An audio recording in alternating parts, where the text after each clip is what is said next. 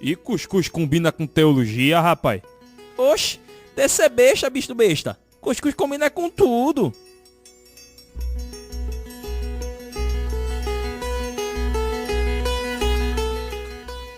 Hoje o dia vai ser massa, pessoal. Meu nome é Ediel Siqueira e você diz que seus pais não entendem, mas você que não entende seus pais, já dizia o poeta Renato Russo. Boa. Olá, galera! Como é que vocês estão? Aqui que é o Alex Araújo. Prazer imenso estar aqui com vocês e vamos para mais um episódio que, para mim, pessoalmente, muito especial. Muito especial, vocês vão saber por quê. Pois é, pessoal, a gente está começando o episódio número 33. Vamos falar sobre um tema que a gente não pode deixar de ser falado, que é sobre a relação entre pais e filhos. A gente fala de muito assunto teológico, a gente tenta trazer para a prática o máximo possível, mas a gente também tem a nossa parte de falar sobre comportamento.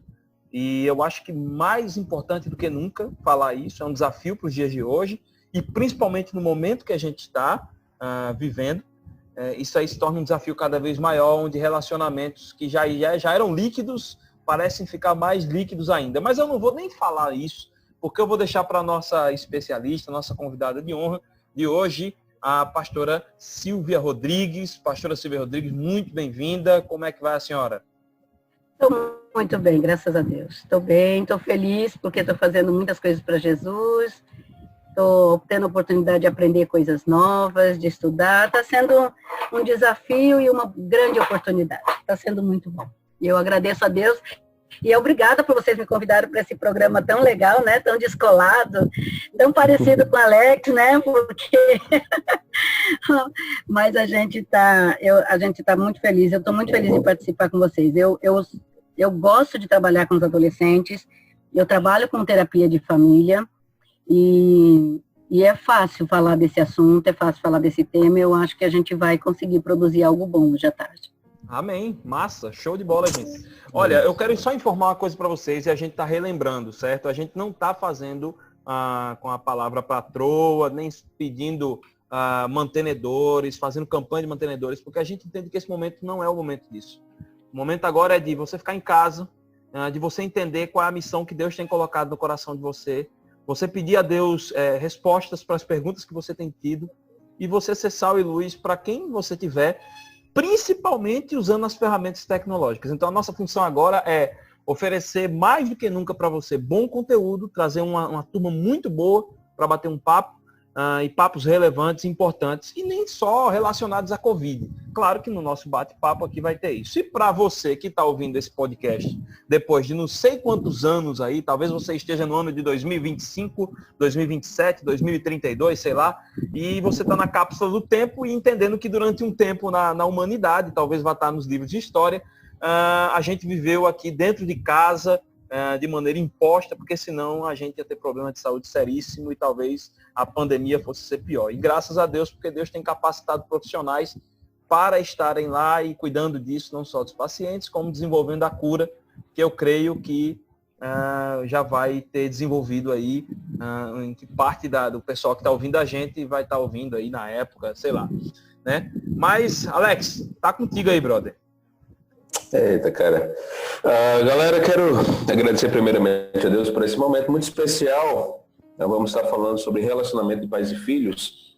E quando nós estávamos, fazendo essa pauta, a pauta do semestre, e chegamos nesse ponto, digamos, desse assunto, não tive como não pensar, na pastora e psicóloga Silvia Rodrigues. E eu creio que vai ser um momento muito especial, como o Ediel sempre diz.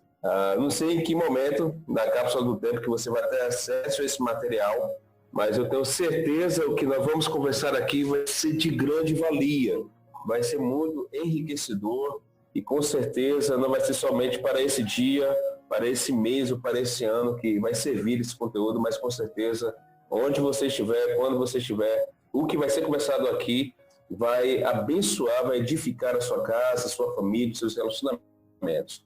Mas antes disso, eu gostaria que a doutora e pastora Silvia Rodrigues, possa se apresentar, dizer quem você é, como você veio parar aqui em Pernambuco, conta um pouquinho da sua história para a gente iniciar essa entrevista aqui, pastora. Deus te abençoe.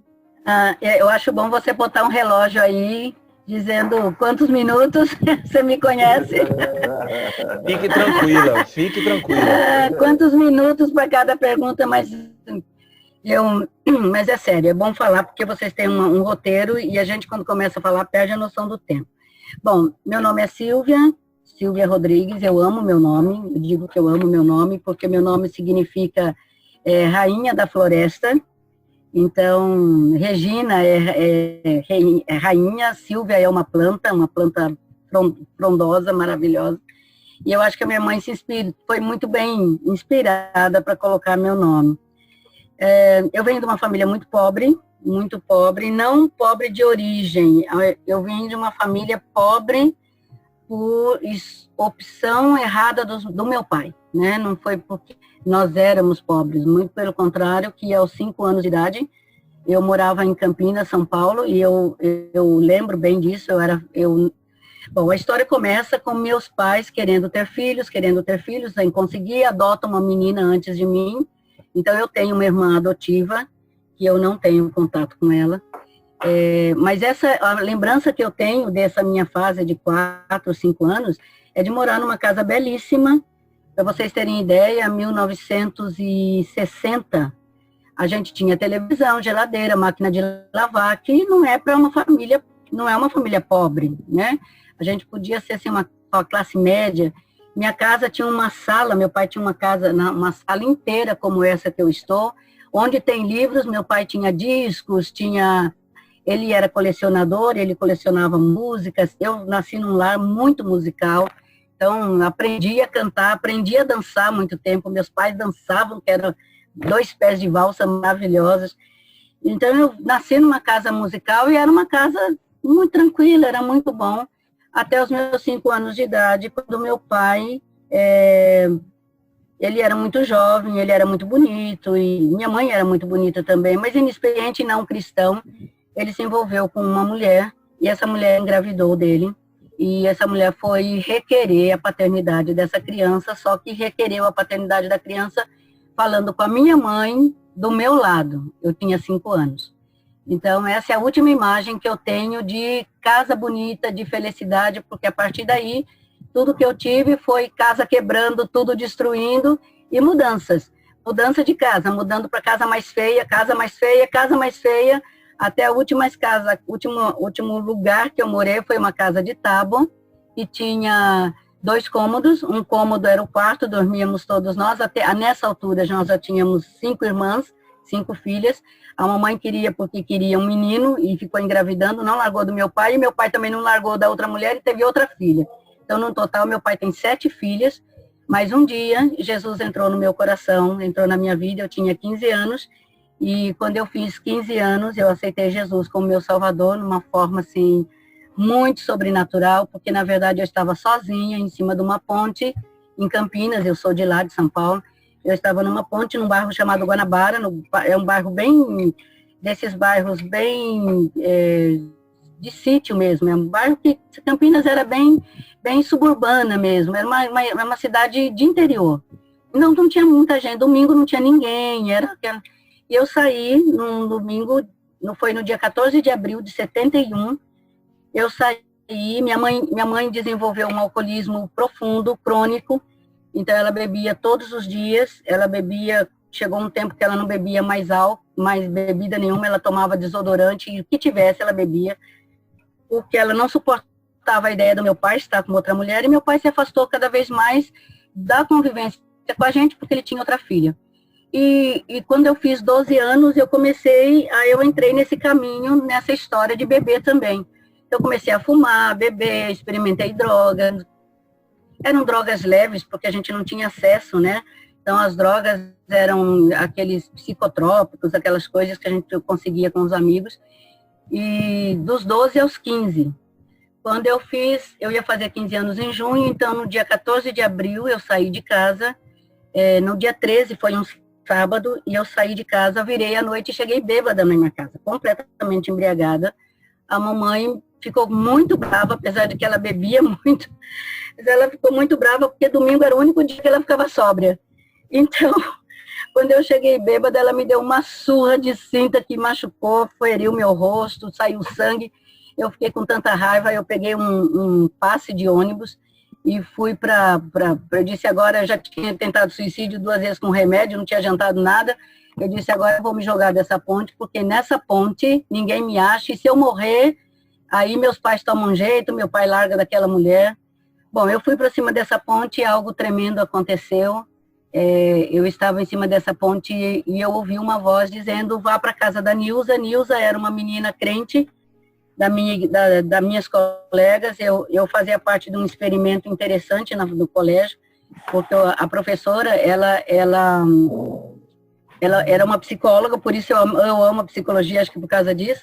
Ela era psicóloga e ela fez um experimento entre questão de cérebro, de inteligência, de QI. Então, ela pegou uma menina negra e pobre, uma menina branca e rica, uma menina classe média, a preta e pobre era eu. Então, eu fazia parte do grupo de 5 meninas, nota 10 da classe. E eu era negra e pobre, mas eu só tirava 10. Então, eu era parte desse experimento, e nesse experimento tinha uma menina chamada Nilza, e ela era estranha, inteligentíssima, linda, uma menina linda. E quando eu estava nessa ponte, eu encostada lá, dizendo, eu vou morrer, meus pais vão melhorar, eu vou morrer, eu ouvi essa voz dizendo, vá para a casa da Nilza, vá para a casa da Nilza. A segunda vez foi um grito, eu me assustei muito, porque não tinha ninguém, saí correndo da ponte, entrei no primeiro ônibus que apareceu, e o ônibus, não era coincidência, ia para o bairro que a Nilza morava. Eu não vi para onde ia o ônibus, eu só entrei no ônibus. E eu perguntei pro rapaz lá que pegava o dinheiro para onde ia. O ônibus ele diz, Bonfim, Bosch, Boa Vista, que era a casa da Nilza. Eu disse, nossa, eu estou indo para o bairro, já que vai para esse bairro, eu vou para a casa dela. E foi tão terrível, tão tremendo e terrível isso, que quando eu cheguei, Campinas muito frio, né? Quando eu cheguei na esquina da rua da casa dela, eu vi Nilza no portão, com um chale. E quando eu cheguei, Nilza me enrolou no chale, eu chorando, ela me abraçou e ela disse, eu estava te esperando. Eu disse, como você estava me esperando? Ela disse, eu sabia que você vinha e eu quero te apresentar um amigo. Eu estava tão desesperada, eu tinha apanhado da minha mãe, eu estava perdida, eu tinha muitos complexos. Fim de semana eu bebia de cair, eu tinha uma vida tão desorganizada, eu tinha muita raiva do meu pai, tinha muita raiva da minha mãe. E aí eu disse, me apresente quem você quer, eu não estava ligando mesmo. Eu disse, então me apresenta a esse amigo, já que você acha que vai me ajudar. E ela me levou para o quarto dela, nós nos sentamos no quarto dela, ela abriu a Bíblia e ela falou de Jesus para mim. E ela leu aquele texto, vinde a mim todos que estáis cansados e sobrecarregados, e eu vos aliviarei. Eu não entendi o que queria dizer, eu só entendi a palavra aliviarei, aliviarei. Eu disse, eu quero esse alívio, eu quero esse alívio. Aí ela disse, você quer ir para a igreja comigo? Eu disse, que igreja? Igreja do Nazareno, na Central de Campinas. Eu disse, eu vou para aquela igreja nada, aquela igreja não aceita preto, menina, aquela igreja de gente rica. Ela disse, não, vamos lá, eu vou levar você. Então, ela me enrolou no chale, porque eu estava com uma roupa indecente, né? Eu usava umas roupas bem indecentes mesmo. E aí eu fui para a igreja, eu me sentei no último banco com Nilza, e Nilza, do meu lado, o pastor pregou, eu não sei o que o pastor pregou. Eu só lembro que o pastor, no fim da mensagem, disse, agora eu vou convidar vocês para virem à frente, e eu quero que vocês venham, porque Jesus está dizendo, vinde a mim, vós todos que estáis cansados e sobrecarregados, e eu vos aliviarei. Eu acho que eu dissociei, eu tenho a impressão que eu dissociei o tempo todo, porque hoje eu entendo o que é. E aí Nilza disse, quer ir para frente? Eu disse, ela me levou para frente, eu ajoelhei, uma pessoa orou comigo, eu chorei muito, e eu garanto para você que quando eu me levantei, eu não era mais a mesma pessoa. Eu tinha 15 anos, quando eu voltei para casa, minha mãe ainda bebia, meu pai ainda tinha outra mulher, mas ali começava uma nova Silvia, uma nova família, uma nova estrutura. 4 anos depois, a mamãe aceitou Jesus como Salvador, largou tudo, viveu até os 84 anos com uma mulher lindíssima, belíssima e serva de Deus. E meu pai, 6 anos depois, então 2 anos depois que meu pai, que a minha mãe se converteu, ele aceitou Jesus como Salvador também. E olha, meu pai deixou a mulher, foi tão interessante, porque meu pai deixou a mulher, e a mulher ficou tão desesperada, eu já tinha 2 irmãs, a moça, essa senhora ficou tão, Vicentina é o nome dela, ela ficou tão desesperada porque ela achava, as meninas, minhas irmãs, minhas 2 irmãs, a Lúcia e a Lucy, elas achavam que minha mãe era amante. Então, no meu casamento, elas fizeram um escândalo na igreja, sempre foi muito doloroso. E quando meu pai aceitou Jesus, ele foi lá pedir perdão para ela e dizer que ele ia ficar com a minha mãe, ela ficou tão desesperada, saiu pela rua gritando. Tinha uma igreja Deus e Amor aberta, ela entrou na igreja, aceitou Jesus como Salvador, e logo depois ela estava casada com um homem daquela igreja, e minhas irmãs viveram no Evangelho, estão no Evangelho até hoje, porque Deus, quando ele alcança a família, a palavra dele diz que crê no Senhor Jesus e será salvo tu e tua casa. Então, salvou todos da minha família, salvou todos da família do meu pai. Hoje nós nos damos muito bem. E assim eu conheci Jesus, e assim eu tenho uma dívida impagável com o Senhor. Tudo que eu pedia para Deus quando eu era adolescente, depois que meus pais converteram, eu queria ser evangelista. Então eu saía para a rua, ia entregar folheto, eu era incansável. Aliás, quem me conhece sabe que eu sou incansável. Eu vivo ligada numa tomada que não desliga. E eu ia no domingo à tarde, eu estava na rua, nos cultos na rua, entregando folheto, eu cantava no coral, eu cantava no grupo, porque nada que eu faça vai pagar o que Deus fez por mim e pela minha família. Eu podia estar morta hoje, meus pais. Então, essa é uma parte da história que chega até Recife, né? Eu me casei, tive meu primeiro filho, Pablo, foi uma bênção. A gente não estava preparado para ter bebê antes de 2 anos, mas Deus sabia que nós precisávamos ter filhos cedo para poder curtir essas crianças e poder tê-los, né, muito tempo conosco e curtir agora o netinho. Deus sabia do nosso futuro. E nós viemos para Recife, meu marido veio para trabalhar, ele não era convertido, ele era amigo do Evangelho. E nós viemos para trabalhar, ele veio com a empresa dele, meu marido sempre foi muito empreendedor, e com 23 anos, ele já tinha uma empresa com 80 funcionários no sul do país todo.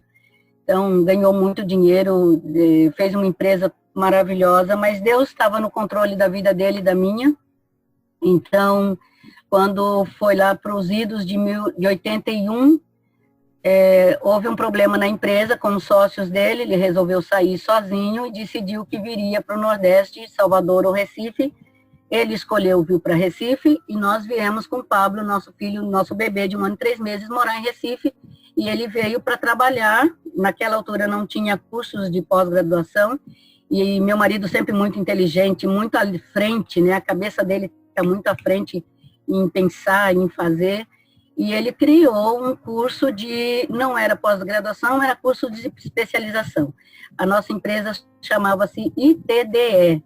Então, o ITDE era uma empresa que fazia convênio com as universidades, com a FPE, com a Exuda, com a Fafira, e ele contratava os professores para dar aula no sábado, e o ITDE, o professor assinava, a universidade assinava, e nós dávamos diploma de certificação de especialização. Então, nosso forte era administração de empresa, secretariado, contabilidade, essas áreas mais técnicas. A gente chegou aqui em Recife em 1981, com as malas, nosso bebê, e nada mais, e deixamos tudo lá.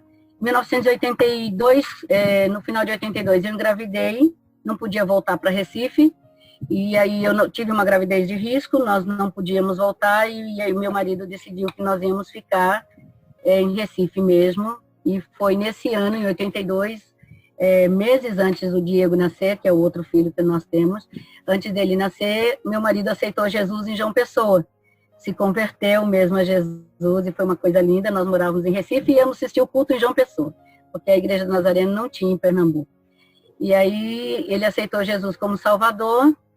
Num dessas voltas do culto, com 8 meses a minha bolsa estourou, Diego nasceu, e nós decidimos morar em Recife e criar nossos filhos em Recife.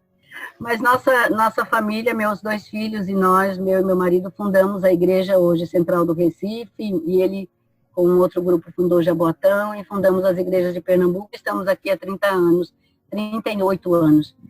E eu fui para o ministério, fiz tudo que Deus queria em termos de conhecimento, de bacharel, de teologia, de tudo, mas eu tinha um sonho no coração de ser psicóloga, e em 1997 o Senhor me liberou de volta para a vida acadêmica, então eu voltei a estudar já com... Voltei a estudar mais cedo, acho que eu tinha uns 40 anos, e quando eu me formei e fui abrir meu consultório, eu sou sexóloga também, e quando eu fui abrir os consultórios para trabalho de problemas disfuncionais de sexo, sobre sexologia com os casais, o CRP proibiu que eu entrasse, então proibiu que desse, só podia ser médico e psicólogo.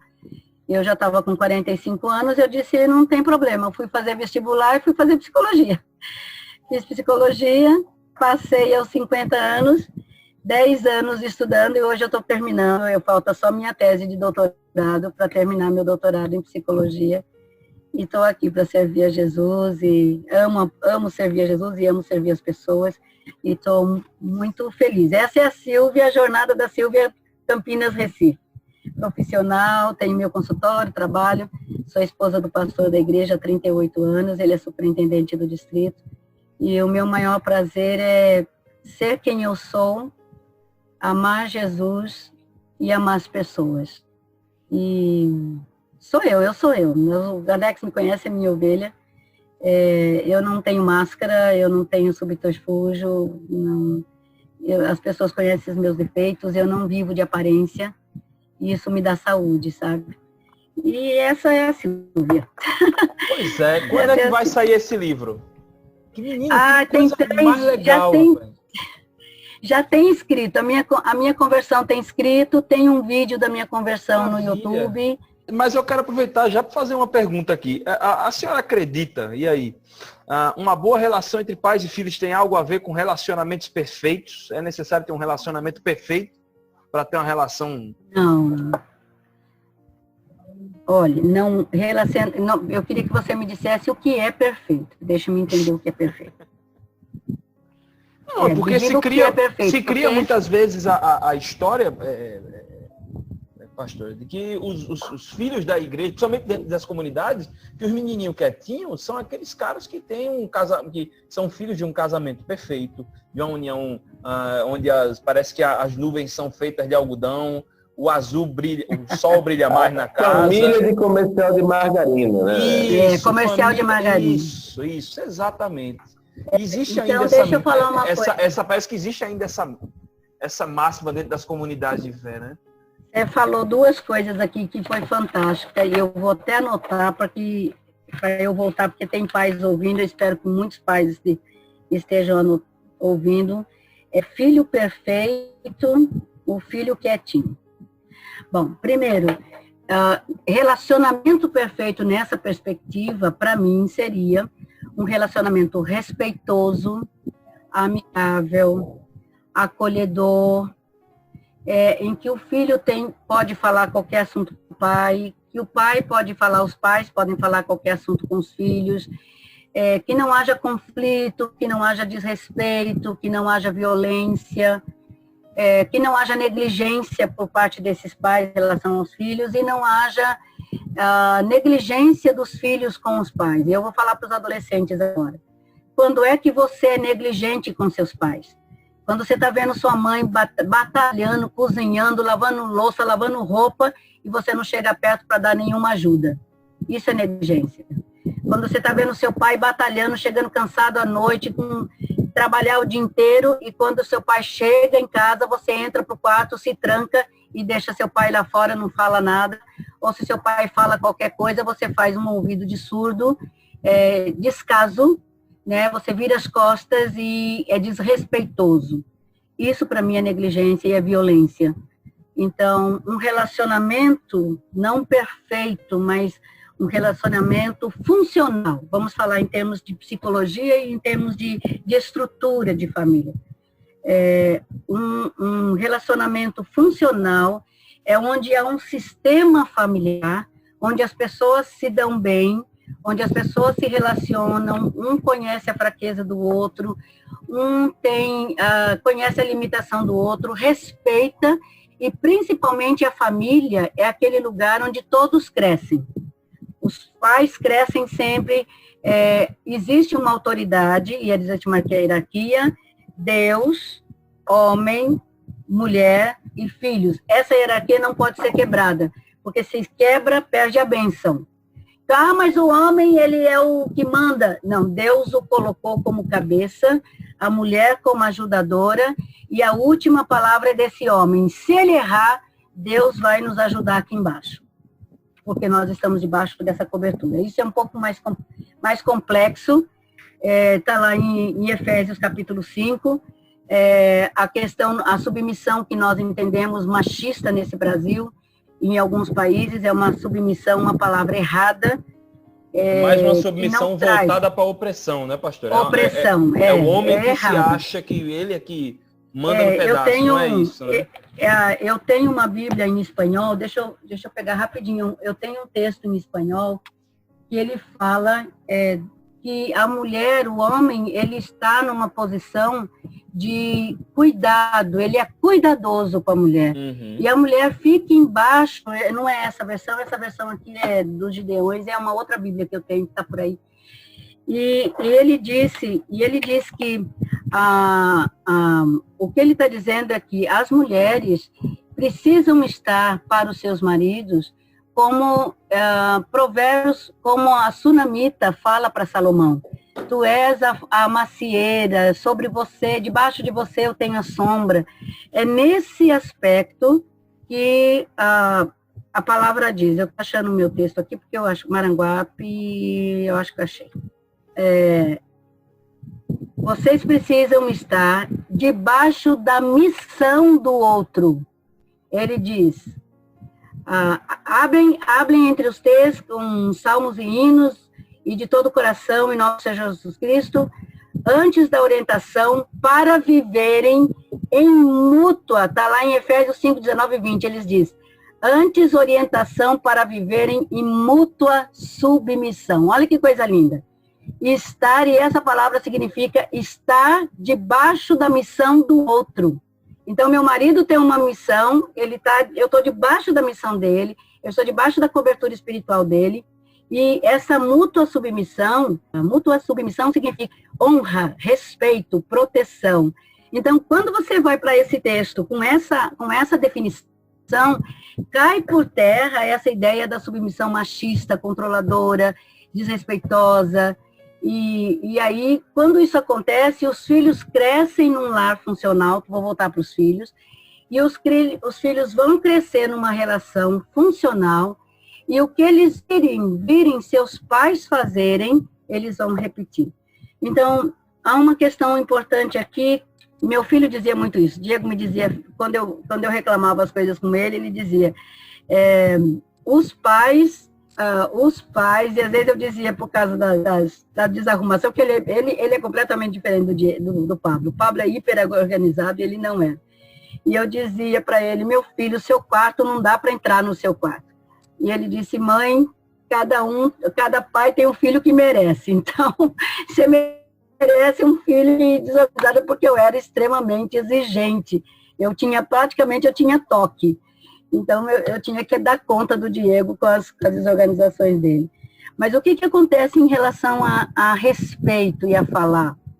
Os nossos filhos vão copiar, os meninos vão copiar claramente o que os pais são. O pai é. As meninas vão copiar.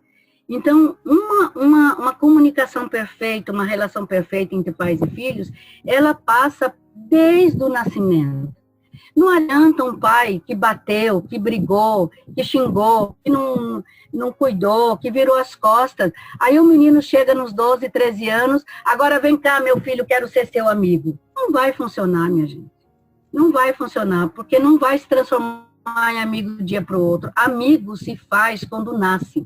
Então, quando essa criança nasce e esse pai é inundado de ocitocina por amor dessa criança, se ele tem amor por essa criança, ele vai criar uma relação com essa criança de amor e vai criar uma relação de pele, de de química, de olfato, de tudo com essa criança, que quando ele tiver 2 anos, que for a fase da disciplina, porque 2 anos você precisa começar a disciplinar a criança. É um não, ela vai chorar, ela vai espernear, mas você vai dizer não, e vai ter necessidade de disciplina bíblica, mas ela com 2 anos, ela começa a ser frustrada, porque senão ela vai ser um marginal, né? Uhum. Então, quando pastora, entra essa fase dos 2 anos... Quando a senhora fala da questão do copiar, copia no bem ou no mal, né? No exemplo bom ou no exemplo ruim. Aí é que está o X da questão, assim, talvez, né? O X, o menino, ele vai copiar o jeito que ele trata a mãe, o menino vai copiar o jeito, até a forma como ele fala com a mãe, ele vai copiar o modelo, e ele vai copiar a mãe também, viu? Ele não copia só o pai, não. Ele copia a mãe também. Mas quando a gente fala de comunicação, ele vai copiar especialmente o tom de voz, a maneira e a forma como as mensagens são passadas de uns para os outros. Então, eu chego num tempo de isolamento, que essa é a nossa problemática, né? A gente chega num momento que todo mundo está com seu celular, cada um com seu canto, vai para o restaurante, cada um com seu celular, não se fala mais, não se tem mais amizade, não se tem nada. Isso sem contar os problemas emocionais que já existiram, isso sem contar a disfuncionalidade da família. Então, quando chega numa situação dessa, não vai ter comunicação funcional e perfeita, como você, assim, a ideia. Mas aí a gente tem a chance em Jesus Cristo de mudar tudo isso e começar a fazer uma história nova dentro da família nesse período. Beleza. Ok. Pastora, a senhora como psicóloga, qual é a sua opinião quando nós podemos pensar, né, em algo que foi criado e ensinado por muito tempo, que os pais detêm toda a verdade ou essa questão de relacionamento, pais e filhos, esse diálogo, essa comunicação é algo construído, né? Desde da criança, jovem, adolescente. Okay. Qual é a sua opinião sobre isso? Eu vou até falar como psicóloga, terapeuta de família, que tem cuidado de gente há muito tempo, e eu trabalho com adolescentes também, e trabalho com criança também, né? Então, a gente vai conhecendo um pouco das famílias, mais das famílias. Mas deixa eu te falar uma coisa, essa pergunta foi fantástica, amei você ter falado, especialmente a frase, os pais detêm todo o conhecimento. Isso é fantástico. Vamos lá. Bom, nossas crianças, quando nós nascemos, todo ser humano precisa de cuidados. O mínimo de conhecimento, de informação, e tragam consigo nos seus recursos internos, no seu aparato de vida, né? Tudo aquilo que uma criança precisa. Então, quando nós estávamos falando na pergunta anterior, a gente está falando de construção de relacionamento. E aí, esses pais, eles têm o conhecimento deles, que eles trazem com eles, e eles vão criar. E algo que a gente precisa atentar para hoje, que nós estamos vivendo, nós vivemos na Bíblia gerações de 40 anos, né? De uma geração para outra. Depois a gente vê uma geração de 20 anos, uma geração para outra, 20 anos. Depois a gente tem um outro período em que uma geração para outra seriam 14 anos. Atualmente, uma geração para outra está marcada como 5 anos. É muito rápido. Com 5 anos. Não, é demais. Com 5 anos, eu tenho mudanças de geração. Então, o que vai acontecer? Os pais detêm todo o conhecimento. Eu vou falar de pais crentes primeiro, tá? Pais cristãos devem conter em si todo o conhecimento, experiência bíblica e a fé deles com o Senhor, para transferirem, para falarem, para orientarem, para pegar a Bíblia, sentar junto, abrir, meu filho, olha, a palavra de Deus diz isso, porque esse conhecimento de fé e esse conhecimento bíblico, eles detêm pela experiência, pelo tempo. Pais crentes, nós podemos ter filhos com mais experiência que os pais. Só que tem uma outra coisa, e os pais também detêm o conhecimento da experiência de honra, de caráter, de honestidade, de trabalho, eles detêm, porque eles têm experiência de vida, tem tudo isso, eles têm. Mas tem algumas coisas que a geração nova tem experiência que essa geração não tem. Então, e que não significa que não precisa ter conflito. Por exemplo, hoje, o meu neto de 3 anos, ele sabe mexer com um celular, ele abre os botões, ele vai para os joguinhos, né? E a pobre da avó dele aqui não sabe mexer com o Instagram. Eu estou aprendendo a mexer com o Instagram que eu não sabia. Até o começo da pandemia, eu era uma completa ignorante em redes sociais. Facebook, Instagram, tudo. Estou pedindo ajuda para todo mundo. Estou tendo aula para ver se eu saio dessa, né? Então, o que acontece numa família, às vezes, muitas vezes, é que a próxima geração vai tendo um conhecimento, vai adquirindo conhecimentos que necessariamente não tem que ser em relação à personalidade, à estrutura de educação, mas conhecimentos com a própria vida também. Então, um menino hoje que sai para morar nos Estados Unidos com 15 anos, né? 16 anos, ele passa um ano nos Estados Unidos. Ele volta com uma experiência diferente de um pai que morou no interior, aqui no sertão, nunca saiu de casa, e aí cria esses filhos, dá condição para esses filhos irem, eles vão com uma experiência, quando eles voltam, não é que eles são diferentes, eles têm experiências diferentes. No caso, seria o consumo de conteúdo é muito maior, até já é comprovado cientificamente que o consumo de conteúdo de uma criança equivale a de um imperador Júlio César. Sim. O consumo é absurdo. E essa questão realmente é notória, essa questão dessa mudança geracional, que eu nunca observei tão exato isso. Mas assim, por exemplo, eu lembro que quando eu saí da minha adolescência, que eu já estava já com 23, 24, 25 anos, que era pouco tempo da adolescência, pelo menos 23 anos ali, eu já me chocava com algumas coisas da galera que estava nessa época. Eu dizia, meu Deus, eu tô ficando velho. E hoje, quando eu agora tô com 32, quando eu olho, meu Deus do céu, eu tô, sabe, algumas coisas até que me assustam. No meio dessa faixa etária, sabe? Mas sabe por que assustam? Porque está acontecendo um fenômeno muito interessante. Na década de 60, 70, na década de 80 e 90, os homens e as mulheres casavam com 20 anos. Os homens, aos 22 anos, eles estavam casando e tendo filhos. Hoje, atualmente, os meninos de 22 anos estão ou começando ou terminando a graduação. Para eles se casarem, eles vão chegar aos 40 anos antes de se formarem para se casar. Entende? Então, junto com essa dificuldade de trabalho, de ter que ser graduado, ter mestrado, doutorado e não sei o que na nossa época não tinha, você metia cara e ia com emprego, fazia carnê e casava e tinha filho. Hoje há uma diferença, as mulheres não querem casar cedo, né? Então, o que acontece? Vocês de 32 anos olham para os de 25, 26 e se espantam, porque os de 25, 26 estão com cabeça de 15, de 16, 17, 18. Entende o que eu estou dizendo? Estão curtindo as mesmas coisas que eu curtia quando era adolescente. Exatamente. O que aconteceu? A adolescência, eu não sei se a OMS já fez essa diferença. Na minha época, 2 anos atrás, quando eu estava preparando umas aulas para dar, eu vi isso, mas agora eu vou saber direitinho. A OMS ia mudar, a Organização Mundial de Saúde, ia mudar as datas, as idades pré-fixadas para definir idades, porque os adolescentes estão ficando adolescentes até os 26 anos. Eles só saem da adolescência, e aí eu estou falando de tudo, de maturidade, de cabeça, de olhar, aquelas coisas que a gente não... Eu sei. Sabe como é? Eu digo até para a senhora, eu assumi algumas coisas, eu ainda sou adolescente. Não, você tem que ser, porque se você não for, você tem que ser. Não pode deixar morrer a criança, nem o adolescente, nem coisa nenhuma. Olha aí, que coisa boa.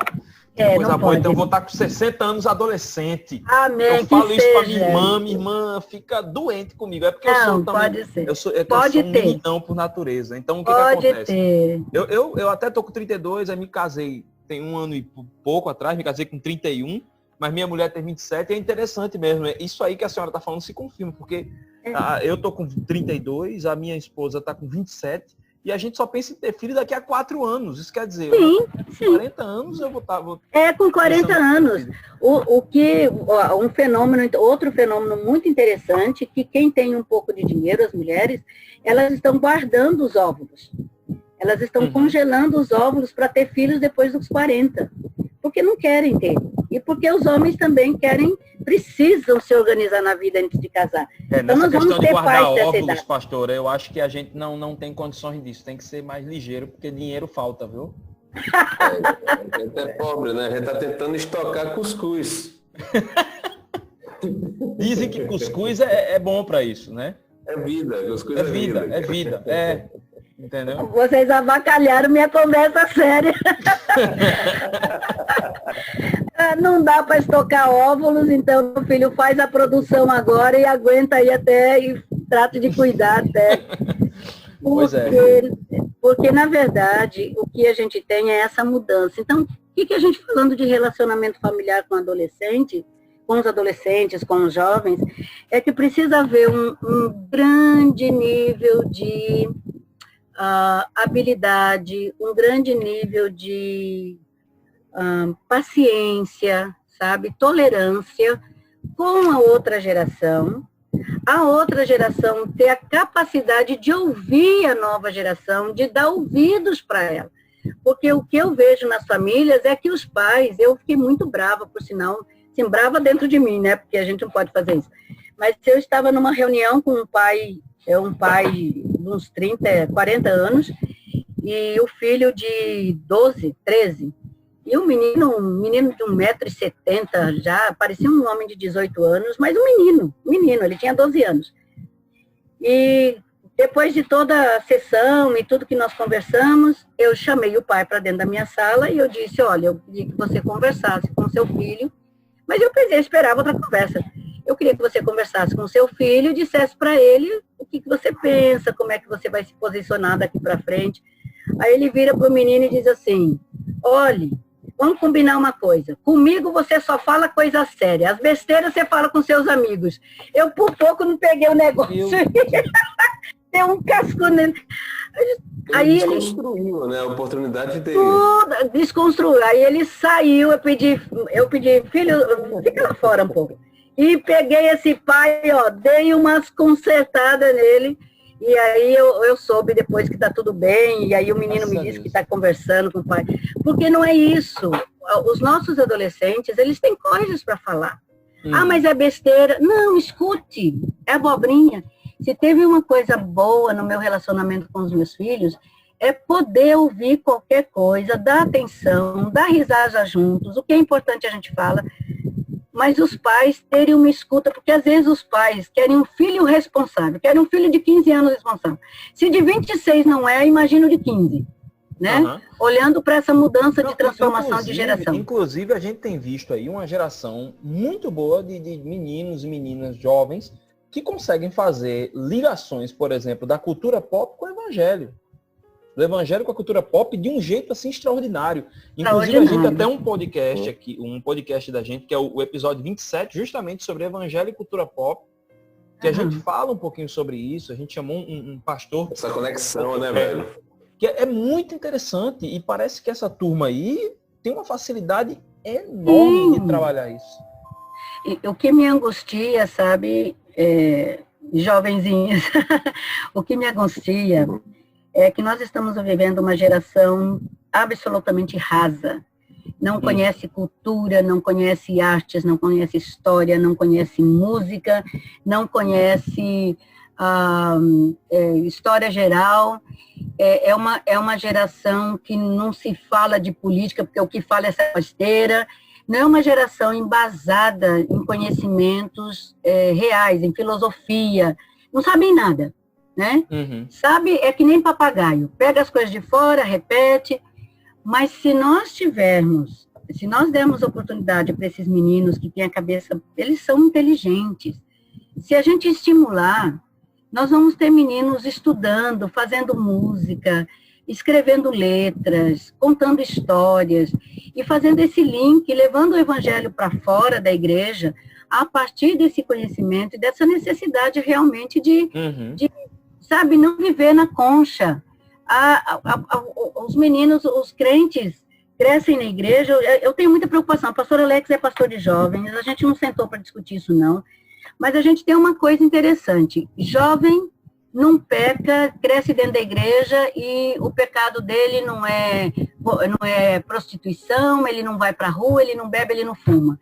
Mas ele entra na pornografia, ele não estuda, ele não conhece a Bíblia profundamente, ele não conhece nada de cultura mundial. Esse ponto da cultura, por exemplo, é um ponto assim, poxa, acho que na história da igreja recente brasileira, a gente tem uma dificuldade e durante muito tempo se criou um bicho, um monstro chamado universidade. E aí o cara não está maduro, o cara vai para a universidade e, desculpa a expressão, ele desanda.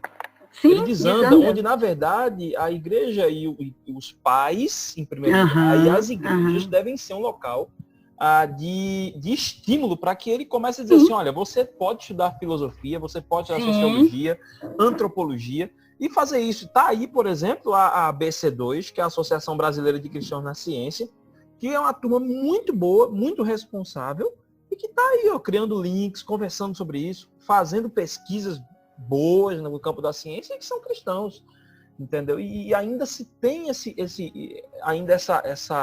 tabu. Esse tabu, esse mito.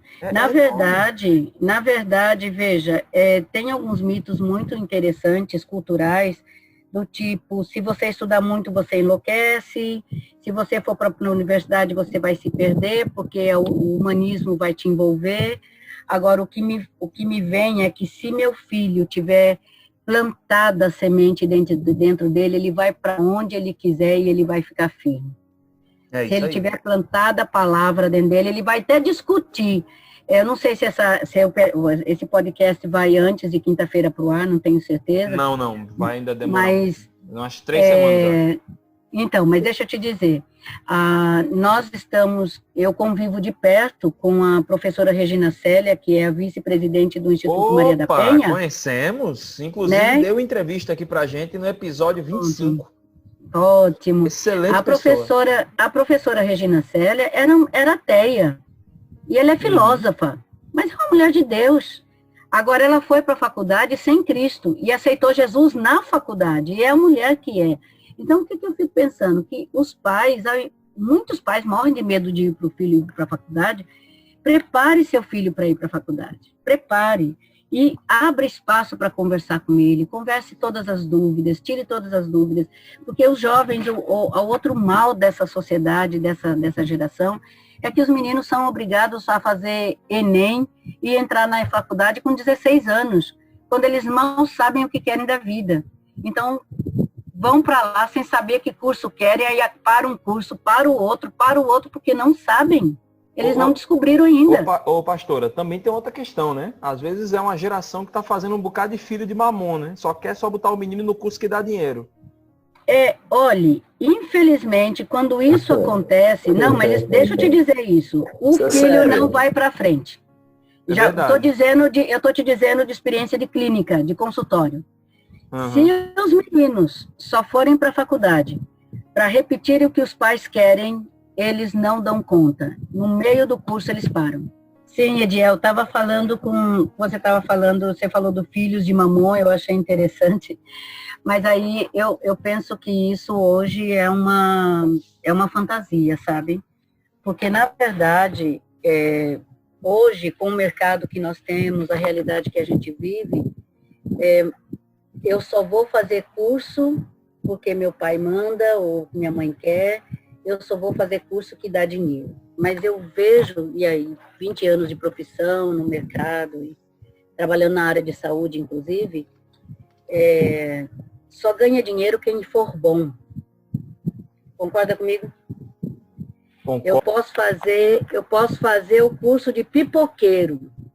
Se eu for o melhor pipoqueiro dessa cidade, eu vou ficar rico. É verdade. Você está entendendo o que eu estou dizendo? Eu ficar rico, mas eu vou ficar bem. Porque, na verdade, o fazer um curso não é o pré-requisito para ganhar dinheiro. Eu posso fazer curso, o que for, um curso de tecnologia, mas se eu não sou bom, não sou dedicado, não me aplico, não estudo, e quando eu entrar no mercado, eu não me destaco no mercado, se eu entrar no mercado para ser só mais um, eu não vou ganhar dinheiro. Porque médico, você sabe o quanto é uma consulta do médico? Não, médico, quanto eles ganham pela rede pública, pela rede Não, de saúde? Bom, eu não sei agora, mas acho que uns 4 anos atrás, era R$ 30 por consulta. Então, eles têm que atender 50 mil pessoas para poder ganhar dinheiro, gente. Ah, tem os plantões, mas para um médico que está dando a vida dele, é pouco. Entendeu? Para um médico que está dando a vida ali, que está na frente, ele não está ganhando o que eu acho que é merecido. Entende? Uhum. Então, um médico, para ganhar dinheiro, ele tem que ser bom, ele tem que ser o melhor, ele tem que se destacar, um dentista, um psicólogo. Eu aprendi na academia, muito interessante isso, eu aprendi na academia que psicólogo não ganha dinheiro, não. Você tem que ter um outro emprego, porque senão psicologia não dá dinheiro de jeito nenhum. É uma grande mentira. A psicologia, o bom psicólogo, ele vive da psicologia, sim. Agora, ele tem que ser bom. Porque se ele for mediano, se ele for um meia boca, se ele for um psicólogo que não estuda, não faz congresso, não faz nada, ele não vai ganhar. Ele pode cobrar concorrência aí. Teve uma época que consulta de psicologia tinha gente, chegou uma pessoa no meu consultório para eu atender e ela perguntou o preço, eu disse meu preço, ela disse, doutora, eu vou para tal fulano, porque tal fulano cobra R$ 15. Eu disse, muito bem, pode ir. A questão, aí tem uma questão de concorrência, reserva de mercado, mas tudo isso é outro assunto. O que eu estou dizendo se você for bom no que você faz, se o seu vizinho da batatinha, uma coisa que eu cheguei aqui em Recife, que eu fiquei espantada, não sei se vocês são desse tempo, que a pessoa punha uma batatinha na esquina, aí o outro punha uma batatinha no meio da rua. Vocês lembram disso? Não, vocês não são dessa época? Não. Não, eu amava essa disputa. Peraí, Tiago. Eu sei da disputa da farmácia, né? Que aqui é Drogazil, não, essa é nova, é nova. Não, farmácia é um pra cada cidadão, né? Não, a farmácia é agora. Eu estou falando da disputa da concorrência da batatinha. Todo mundo colocava batatinha. Só que a batatinha não tinha ninguém criativo. Você pode ter 10 batatinhas. Se você for criativo, você vai ter mais gente. Verdade. Entendeu? Isso. Eu não tenho medo de concorrência. Eu já disse isso, eu não tenho medo de concorrência com psicólogo de jeito nenhum. Porque eu sei o que eu faço, eu sei que eu sou boa no que eu faço. Então, veja, o que eu estou dizendo é que quando uma pessoa se forma, e aí os pais que acham que vão botar os filhos à força no curso para esses filhos ganhar dinheiro, eles estão perdendo o tempo dos filhos. Por quê? Porque esses filhos vão fazer um curso que não vão gostar, vão sofrer, vão desanimar, vão acabar tendo uma depressão, vão terminar o curso e vão ser maus profissionais. Eu tive uma experiência fantástica agora há pouco tempo, e eu sei que não é o melhor dos exemplos, mas um dos meninos que eu atendi, um dos adolescentes que eu atendi, ele tem um talento natural para construir jogos eletrônicos. Então, por que eu disse que não é o melhor exemplo? Porque a gente corre o risco eu não quero correr o risco de aprovar o vício do jogo, não é isso. Esse menino, ele tem ele é oriental, então aquela cabeça já, ele veio de outro país, e ele tem aquela capacidade de percepção das coisas, então era um menino que com 10 anos, 12 anos já estava ganhando campeonato. E ele entendeu que ele vai estudar, ele quer estudar tecnologia, mas ele entendeu que essa é uma carreira profissional que ele quer seguir. E toda a guerra na família estava porque o pai não entendeu que aquilo era uma profissão, que ele podia ser uma profissão. O menino só tem 12 anos agora. Mas a gente sentou, conversou, e a gente tratou com o pai. O menino, então, fez uma planilha de estudos, ele estuda de hora a tal hora, ele faz os exercícios de hora a tal hora, ele faz exercício físico de hora a tal hora, e ele treina para os campeonatos. Infelizmente, ele tem que treinar na parte da noite, porque é a hora que a internet não cai. E aí, com essa agenda, com essa arrumação com o filho, hoje o menino está indo bem na escola, é um dos melhores alunos, porque o cabra é bom, e está num campeonato ganhando prêmios e provavelmente ele quer estudar nos Estados Unidos, quer de repente fazer parte de uma grande empresa de jogos, mas é essa questão, sabe, Adiel, de compreensão. Você simplesmente não pega seu filho e torce o pescoço dele. Você vai entender, vai conversar. Cara, o que é que isso representa para você mesmo? Agora, se está viciado em jogo, aí é outra coisa, porque aí é doença, aí é problema. E então, pelo que a senhora está falando aí, esse menino talvez nem seja isso, né? Ele está vendo já numa oportunidade de trabalho, né? Não, ele não é viciado em jogo, ele é muito disciplinado, ele joga basquete, a vida dele não é... O jogo hoje, para ele, ficou muito claro isso, que o jogo para ele é profissão e ganhar dinheiro, porque cada jogo que ele ganha são $3.000 que ele recebe, ele só tem 12 anos. Eu falo isso porque eu tenho um parente que durante muito tempo, eu tenho um primo que durante um bom tempo ele ganhou dinheiro assim. Ele ganhou dinheiro assim, e não era pouco não, viu? E esse menino não é de uma família rica, é de uma família pobre, mora no interior lá do Rio Grande do Sul, e ele tem chance de melhorar de vida, de ajudar a mãe e tudo, mas eu tive que ter uma conversa com esses pais para trazer um entendimento claro do que esse filho tem. Então, às vezes, os pais, eles abortam sonhos dos filhos e não dão estímulo para que esses filhos sejam aquilo que eles podem ser. Por exemplo, se eles querem ser um comerciante, não deve deixar de fazer faculdade, não. Faça faculdade, precisa. Nós temos um seminário teológico aqui na nossa igreja. Eu fui diretora desse seminário por 20 anos. Muitos jovens quiseram entrar no seminário sem estudar, sem fazer faculdade. Eu não deixei, eu barrei mesmo. E hoje eu não sou mais diretora. Não sei como é que funciona, porque a diretora é nova. Mas na minha época, não entrava sem fazer faculdade. Jovenzinho, 18, 19 anos, sem faculdade, não entrava. Faz faculdade primeiro, aí vem fazer seminário. Por quê? Porque o fato da graduação, ela vai abrir portas para muitas outras coisas, inclusive para o ministério. Porque hoje... ajuda a fazer até o seminário. Sabe? Ajuda claro, a fazer o seminário. E uma coisa, essa geração, nas nossas igrejas nós temos doutores, nós temos pós-doc, nós temos mestrados, que estão sentados nos nossos bancos. Então, esses ministros que vão para o seminário, eles têm que ter um pouquinho mais de massa cinzenta funcionando, porque senão eles vão ser colocados no bolso. Entendeu? Então, quando a gente fala de relacionamento pais e filhos, e quando a gente fala... Pastora, só a última pergunta para esse bate-papo. Nesse período de confinamento social, de isolamento social, quais têm sido, ou qual tem sido o maior, ou os maiores problemas enfrentados na relação entre pais e filhos? Nós falamos um pouco sobre a questão do relacionamento antes do Covid, né? Eu penso que se durante essa quarentena, que a gente já está quase 2 meses, os pais e os filhos conseguirem se entender e melhorar isso, e tentar apaziguar, e fazer uma trégua, ou mesmo mudar o comportamento, porque quando a gente fala de relacionamento pais e filhos, nós estamos falando de uma via de duas mãos. O relacionamento que vem dos pais para os filhos e a resposta que esse filho tem, né? Então, eu acho que o maior problema hoje que nós temos, pelo menos o que eu tenho ouvido de algumas mães com filhos adolescentes, é que os filhos estão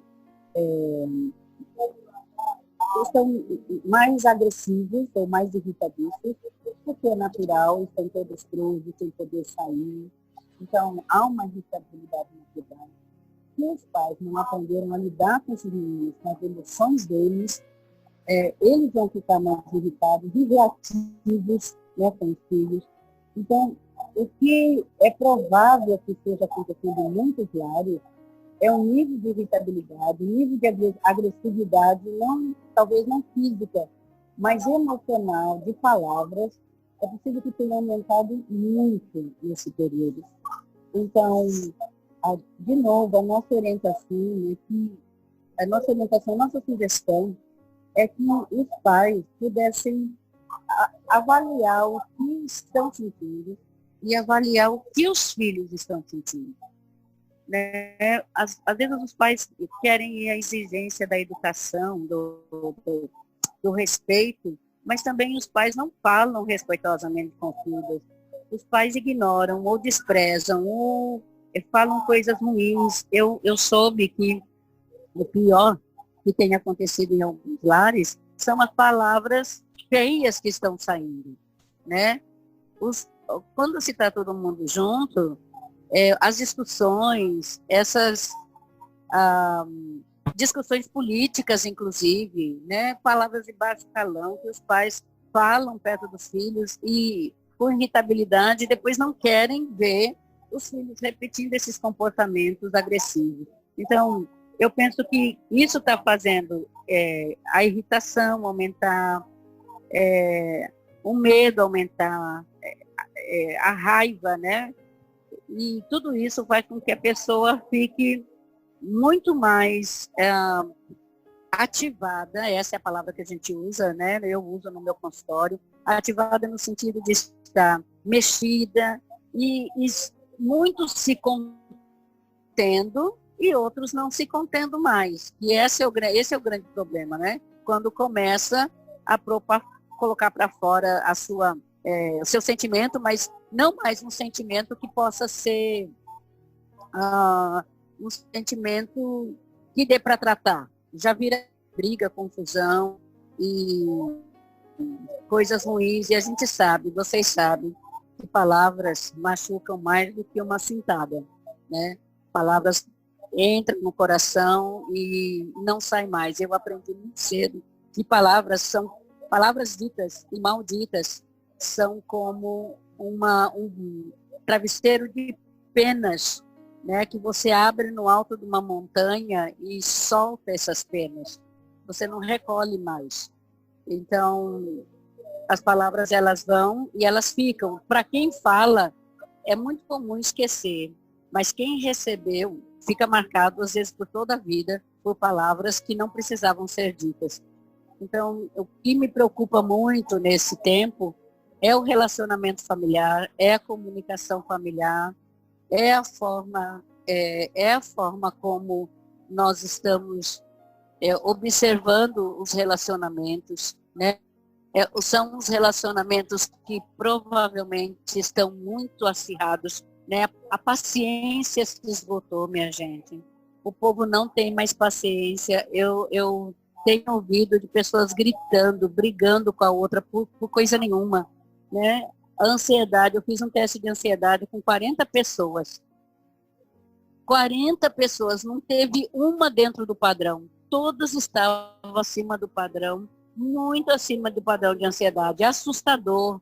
Então, eu penso que na relação pai e filhos precisa haver uma parada. Os pais, como adultos, tá?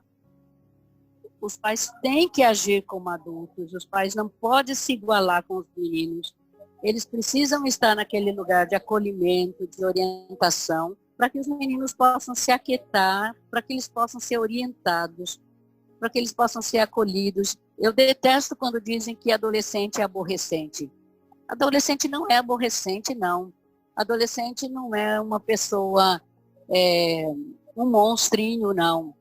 Adolescente é a figura, é um tempo da vida desses meninos e meninas maravilhoso, mas você tem que ter alguém que seja maduro o suficiente para cuidar deles. Porque se nós tivermos 2 adolescentes numa casa e mais 2 adolescentes no lugar do pai e da mãe, vai ser uma confusão, né? Então, eu penso que esse está sendo um momento difícil para o relacionamento, porque não está havendo, realmente, não tem havido, pelo menos que eu tenha sabido, sabedoria, calma, paz, graça, oportunidade de fazer coisas juntas. Então, essa é a hora que os pais de adolescentes precisam oportunizar coisas que interessem a eles, porque não adianta trazer os meninos para fazer uma coisa que eles não têm interesse, que eles não gostam. Assistir um filme que eles não gostam. É muito mais fácil os pais sentarem com os meninos e assistirem algo que eles gostam. Ah, mas é chato, não tem importância, assista. Fica com eles lá, faça programa em jogos, faça alguma coisa que eles gostam. Tragam, essa é a questão. Tem que haver uma inversão. Se nós não conseguimos fazer essa troca, ir para o mundo dos nossos filhos, eu estou falando desde criança, ir para lá, para onde eles estão, desde o tapete, com os brinquedos no tapete, até na adolescência, que são os jogos, que são que é a internet, as coisas que estão acontecendo. Se nós não fizermos isso, nós vamos ficar cada vez mais longe dos nossos filhos, mais longe dos nossos adolescentes, e nessa fase, então, muita dificuldade. Precisa haver uma mudança de consciência, precisa haver uma mudança da necessidade. Esse é um tempo necessário, oportunidade de mudança de relacionamento pais e filhos, mudança de filhos se relacionarem com os pais, porque também tem o seguinte, eu estou falando dos pais porque é natural que o líder coordene o liderado, né? Então, quando a gente fala de pais, a gente está falando, de uma forma geral, e se a gente está pensando de gestão, quem organiza, quem coordena, quem lidera são os pais. Porque as crianças, elas estão crescendo, adolescentes, eles estão aprendendo, estão tendo a oportunidade de crescer e escolherem o caminho deles a partir do exemplo dos pais. Então, esse é um tempo que também há uma necessidade dos adolescentes olharem, porque veja, nossos adolescentes, eles são diferentes dos adolescentes da nossa época de 40 anos atrás. Os meninos, eles têm muita capacidade de informática, muita capacidade de mexer com o eletrônico e tudo, mas, infelizmente, essa geração é muito rasa. Ela não tem profundidade, ela não tem conhecimento, são poucos os que sabem história, que sabem quem são os grandes pintores, que conhecem os grandes músicos, as músicas clássicas, as músicas populares do Brasil, que conhecem quem são os grandes, que sabem. Porque eles não, a impressão que me dá, quando eu me formei 20 anos atrás, a discussão na sala de aula para a psicóloga educacional era como ia se comunicar com essa juventude 20 anos atrás, que não se esforçam para saber. 20 anos atrás, imagina hoje. Então, como é que a gente vai chegar para falar de coisas importantes para esses meninos que estão vivendo num mundo, desculpa, de fantasia? E os meninos e meninas vivem no mundo real. E eu me preocupo muito, e eu vou dizer uma coisa aqui, espero que os adolescentes e pais de seus filhos, muitos desses meninos que passam a vida com o rostinho enfiado num jogo, fazendo jogos de avatares, criando avatares e vivendo essa vida, na verdade, para mim, como psicóloga, me dá um sinal muito preocupante que esses meninos estão criando um mundo paralelo para eles. E eles estão lá, e eu já tive paciente assim, que eles estão lá para fugir da realidade da casa deles. Então, eles criam esses avatares, eles criam essas figuras, que são eles, e que eles podem fazer o que querem nesses jogos, porque a vida deles, a experiência real deles não é suficiente, ou é traumatizante, ou coisas assim. Então, o que nós precisamos, esse é o momento, sabe, da dentro de casa, de você pegar um bom livro, de você trazer os seus adolescentes e mostrar se eles são, olha, a coisa melhor do mundo, adolescente criativo. Os pais liberarem a criatividade dos filhos. Música, artes, dança. E para desse negócio que menino não pode dançar, que história é essa? Artes de teatro mesmo, cênicas, né? Artes cênicas, escrever, tantas coisas que pode que mexe com a criatividade das crianças, que pode fazer com que esses meninos e meninas coloquem, e é tão maravilhoso, porque as pessoas mais criativas, em geral, elas são muito agitadas. As mais criativas, elas têm um pouquinho de TDA. Inclusive, há um artigo científico sobre isso. Pessoas muito criativas, elas são agitadas porque elas pensam muito, elas têm muitas ideias. Então, como aquilo não para, elas são agitadas por isso. Então, crianças muito agitadas, não tem que brigar com elas.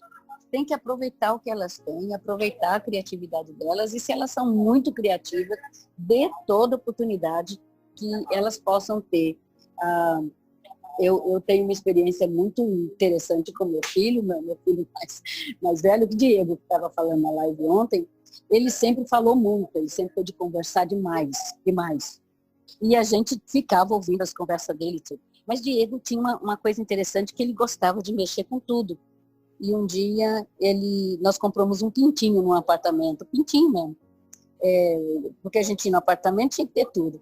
E a gente comprou um pintinho lá em casa, e eu saía para trabalhar, e quando eu cheguei, estava Diego vestido de médico, né, com uma camisa do pai, parecendo um jaleco, e abrindo o pintinho para ver o que estava dentro, para fazer uma cirurgia no pintinho.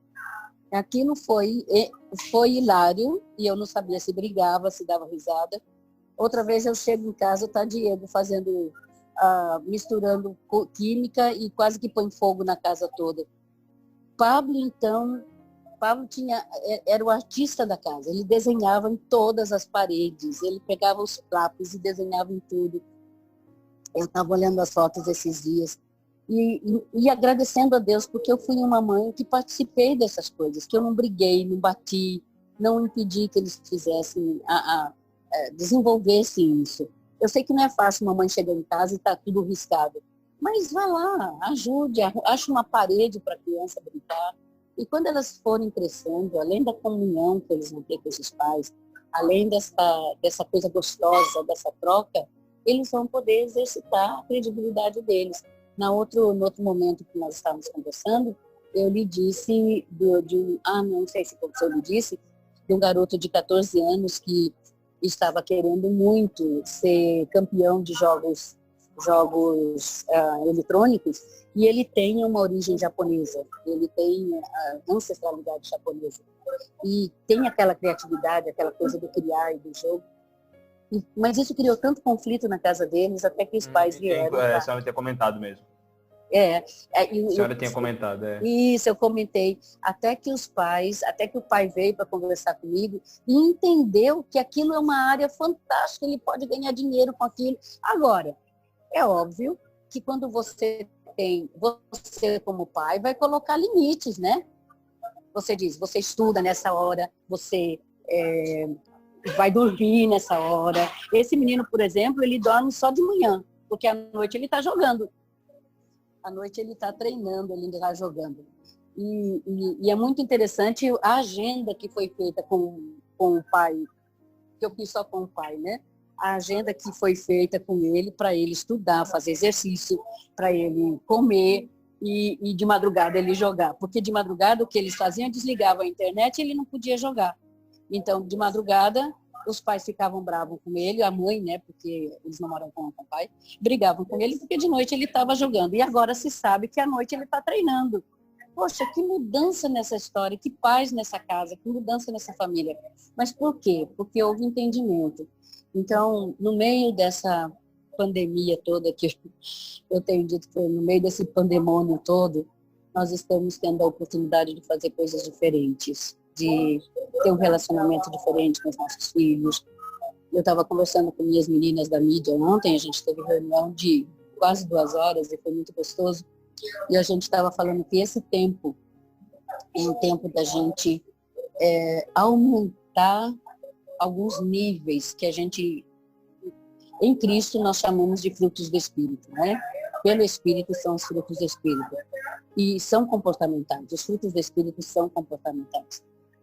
Então, nesse momento, nós temos a oportunidade de expandir a alegria, de expandir a paz, mas principalmente expandir a longanimidade, a paciência Se conseguirmos dar uma dimensão para esses 3 frutos dentro da nossa casa, nós vamos ter muita tranquilidade, além da bondade, além da fidelidade, né, o amor, tudo isso nesse fruto todo. Mas esse é o momento em que longanimidade, você ter a capacidade de andar uma milha a mais, de você, onde até mostrei um livro para ela, se chama 3 segundos, é um livro que está em espanhol, mas 3 segundos para você não explodir, 3 segundos para você não falar bobagem, 3 segundos para você não bater, 3 segundos calado antes de machucar o outro. Então, é longanimidade, é bondade, mas é longanimidade, é mansidão, acima de tudo, e domínio próprio, para os adolescentes e para os pais. Isso não é uma troca, não é só de um lado, não. Tem que ser para os dois.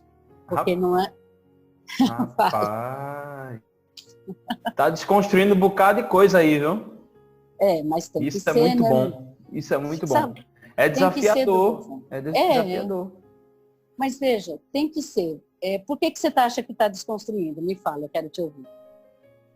Não, o que eu acho legal é porque a senhora, por exemplo, está convidando os pais a entrarem no mundo dos adolescentes, a entenderem isso, né? Principalmente o filho adolescente. E às vezes a gente vê que isso falta essa compreensão, principalmente do mais velho nesse ponto.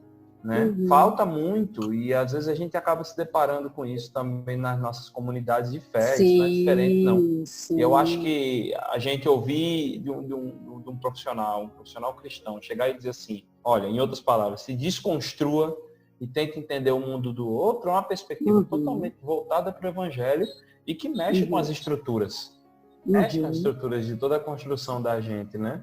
Não é bem interessante, Ediel e pastor Silvia, que é uma questão cultural, né?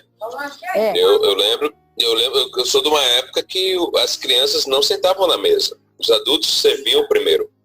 Sim, eu também. Sabe? Os garotinhos pegavam o pratinho e ficavam no cantinho, assim, nas paredes, sentadinho no chão. Não, descontou aqui não. E era uma diversão, mas quando a gente pensa nisso que a senhora está falando, de convidar o adulto a entrar no mundo da criança e do adolescente, isso é um tabu esse tanto. Veja, Alex, eu também, veja só. Tem uma coisa importante aqui. Existe um princípio e eu estou convidando vocês, agora eu vou convidar em público. Posso fazer um anúncio? Pode. Não vou ganhar dinheiro com isso, não. É gratuito. Pode. Eu não vou fazer anúncio para ganhar dinheiro, mas eu estou convidando vocês dois para participarem, porque vocês vão entender com profundidade o que eu estou dizendo. Eu estou dando um curso sobre apego seguro e padrão de apego na infância e sistema de apego no adulto. Então, eu estou dando gratuito para principalmente a gente sanar essa coisa da comunicação.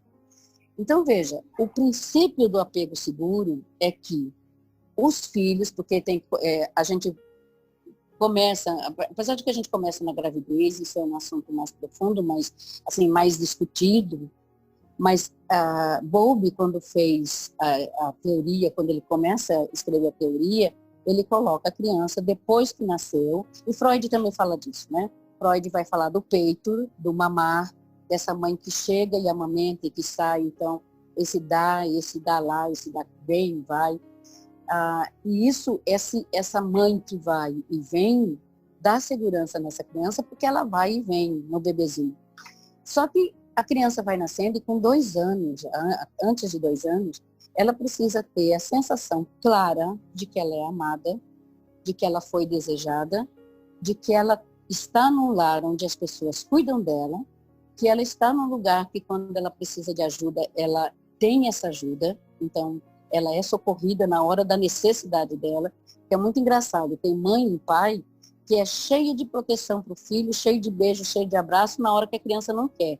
A criança está brincando, a criança está estudando, o menino está namorando, aí vai, abraça, beija, mas na hora que essas crianças querem, eles estão no celular, eles estão fazendo as outras coisas, estão assistindo televisão, estão assistindo um jogo e não param para conversar com as crianças. Então, é essa estrutura que tem que ser arrumada. Então, o que eu estou dizendo é que quando uma criança de 2 anos até 7 anos, ele colocou até 7 anos, mas hoje, por causa da mudança, né, a gente tem uma mudança de adolescência, os adolescentes não estão indo até 18 anos. Né? Há uns anos atrás iam até 22, 23. Hoje a gente tem uma possibilidade de adolescentes ir até 26 anos. Então, é uma mudança de paradigma muito grande, né? Mas o que eu estou dizendo é que o que é importante é que quando essa criança, esses pais, eles, para fazerem com que essa criança se sinta parte da família, desde muito cedo, eles precisam estar no mundo dessa criança. Então, quando você vai fazer alguma coisa, você vai fazer para ela e não ela com você. Imagine você levar uma criança de 2 anos para visitar o shopping e olhar a vitrine de loja. Veja se criança de 2 anos quer ficar vendo você comprar um sapato, ou você quer se divertir, vai para uma pizzaria e está rindo com os amigos, e a criança com 2 anos sentada na mesa, ela não está brincando, ela não está rindo. Mas pegue essa criança e vá para o parque. Vá para o Parque da Jaqueira, vai jogar bola com ela, sente no chão, joga os brinquedos, fique com ela. É isso que eu estou dizendo. Isso acontece na infância e precisa acontecer nas infâncias, nas idades, né, nas faixas etárias. Então, o adolescente, ele tem toda uma... É muito peculiar, né? Vocês que trabalham com jovens adolescentes, Alex e você já sabe que o adolescente... Eu amo trabalhar com adolescente. Amo. Eu fui pastora de adolescente por muitos anos na minha igreja. E curti muito a adolescência dos meus filhos, muito mesmo. Então, os adolescentes, eles são criativos, eles são dispostos, eles gostam de fazer as coisas, eles gostam de criar, eles gostam de inventar, eles estão sempre prontos para ajudar. Quando você chama, eles estão com as pessoas de fora. Em geral, dentro de casa, não. Por que será? Sabe que a gente não tem que pensar um pouquinho? Porque isso acontece? Por que os meninos são tão disponíveis lá fora com os outros e dentro de casa eles se fecham dentro do quarto? É só para pensar, tá? O que acontece? Então, quando esses pais quebram essa barreira que é criada dentro de casa, né? Da porta do quarto. Eu já tive adolescente que a mãe tirou a porta do quarto, vocês acreditam? Ela mandou uma pessoa ver e arrancar a porta. O menino não tinha porta no quarto. E aquilo, eu achei aquilo uma violência quando ela me contou. Ela veio trazê-lo, né, para mim. Quando ela me contou que tirou a porta do quarto do menino. Conheço pais que não deixam chave na porta do quarto dos filhos, porque não confiam nos filhos. Então, como é que essa relação vai ser boa? Entende? Como é que vai haver um relacionamento bom se eu não confio naquilo que eu ensino para o meu filho? O que vocês pensam disso? Pois é, pai é referência, né? Pai é referência. Acho que pai e mãe, tá faltando referência aí. A gente começa a ver, e aí me desculpe a crítica, quando os pais muitas vezes levam os filhos para um restaurante, para um bar, para encontrar os amigos, ficam lá tomando sua cervejinha, seu suco, sei lá, não importa o que ele está tomando. Sim. E aí deixa a criança de lado, a criança vira segundo plano no momento que ela quer atenção mesmo, como a senhora disse. Eu acho que é um caso, sim, para a gente se pensar. Pastora, no caso, esse assunto dá muito pano para manga e eu acho que talvez até a Alex seja de acordo comigo, o que eu vou falar agora, dá para ter parte 2, parte 3, parte 4. Sim, vocês que sabem. É algo que a gente vai ter que pensar muito bem para os próximos programas. Né? Mas assim, vamos para as dicas culturais, porque senão a turma não vai querer ouvir por ser muito grande e o assunto é muito importante e urgente. Corta, me corta, pode ficar tranquilo. Quais seriam assim as dicas culturais? Alex, quer começar por aí? As dicas culturais, pastor, é um esporte que a gente fala coisa a ver com o assunto, fala coisa que não tem nada a ver com o assunto, mas que é legal a turma dar uma lida, ou assistida, ou ouvida. Isso aí, Alex, tá contigo, cara. Então, eu gostaria de indicar um livro de Luciano Subirá, O Propósito da Família. Né? Tem um subtema, a importância já li esse livro, viu? Na relação com Deus. Então, nesse período, não sei em que momento que você está nos escutando agora, nossos ouvintes, mas fica a dica. O Propósito da Família, do Luciano Subirá. Esse livro é muito bom, velho. Eu já li esse livro. Eu li esse livro no Massa. seminário, velho. Olha aí, ó. No primeiro período. Disciplina de Casamento e Família. Esse livro é irado, é muito bom. Muito Pronto. bom e para todo momento. Massa. Sem dúvida. Gente, eu quero indicar música. Dificilmente eu indico música, né? Quem indica mais música é a Alex. Então, eu quero indicar vocês escutarem um cara chamado Keith Green. Esse cara, ele é um clássico da música cristã norte-americana. Entendeu? Ele inspirou um bocado de gente. Inclusive, ele é mencionado em uma das músicas do Marcos Almeida. O Keith Green é um cara que morreu cedo, infelizmente, mas deixou um legado importantíssimo. E eu estava escutando nesses últimos dias e, assim, são músicas belíssimas. Inclusive, tem música que a gente toca nas comunidades aí já há um tempinho, viu? Porque eu lembro que eu era criança e tocava, né? Versão em português de música dele. Então, fica aí a dica. Keith Green. Pastora? Oi, querida. Qual a dica que a senhora daria aí? Eu estou abrindo meu Kindle aqui. Ontem eu vi um livro muito bom e eu queria indicar, eu disse, se eu puder falar desse livro, é um livro que fala para a família, não é tão novo como, o autor não é tão novo, mas eu vou dizer o nome, eu não estou achando aqui não, mas eu vou dizer o nome. O livro você deve conseguir comprar pela internet, eu acho que ele está disponibilizado sim. O livro chama-se Para os Pais, Como Realmente Amar os Meus Adolescentes. O nome do livro é esse. Esse livro me ajudou profundamente na minha época dos filhos adolescentes. Como amar realmente os meus filhos adolescentes. Consegui abrir aqui a minha página. E tem alguns livros, deixa eu ver, eu vi ontem, eu realmente vi isso ontem, eu disse, eu vou indicar para a família. Peraí, deixa eu estou abrindo aqui. A outra coisa é que para os meninos, existem também livros para os meninos lerem, né? Deixa eu achar aqui. Então, é importante que, se bem que os jovens, eles não têm mais tanta intimidade com o papel, mas tem algumas coisas, o que eles podem fazer, uma dica boa, é eles entrarem no Google e fazerem uma biblioteca do Google com livros para eles. Né? Tem muita coisa para adolescente. Olha, deixa eu falar uma coisa, esse não é para criança, mas esse aqui é fantástico. Como decifrar pessoas. Como entender e prever o comportamento humano. J.O. Elan Dimitrios. Foi um dos livros melhores que eu já li em questões de relacionamento. Deixa eu ver se eu tenho mais alguma coisa para criança.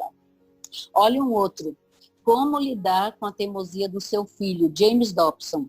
É ótimo, ótimo. E para os meninos, deixa eu ver se eu tenho alguma coisa para as crianças. Os adolescentes, que esses livros são de... Deixa eu ver esse aqui. Olha, tem um livreto, eu acho que vocês encontram PDF. Isso daqui é para os adolescentes e vai ser muito bom. H. Norman Wright. O livro, o título é Evitando a Raiva. Tenha controle sobre suas emoções. Isso pode mudar a sua vida. É um livro pequenininho, fininho, que não é grosso, dá para ler bem rápido. São livros pequenos, mas que podem ajudar os nossos meninos a controle das emoções, né? Então, nesse tempo de isolamento, tem bons livros para se ler. Eu acho que esses, falando de família e falando de controle de emoções, vocês podem entrar lá uma coisa boa que pode se fazer, entra no Google, entra na biblioteca, Google Books, aí coloca lá, controle das emoções, ou então adolescentes, aí eles vão trazer todos os livros que eles têm disponibilizado para você baixar e você ler, gratuitamente. Então tem muita coisa, aí você faz sua biblioteca, tem muita coisa disponível para leitura lá. Olha aí, livro para tudo que é idade, todas tudo as que idades. É gosto, entendeu? Faixa etária, então tudo. Não adianta nem dizer que não tem acesso, não tem acesso sim, é só você querer. Tem acesso. Pois Posso fazer o convite agora? Pois Dia não, 24, agora mesmo. dia 24 e 31 de maio, mas o dia 24.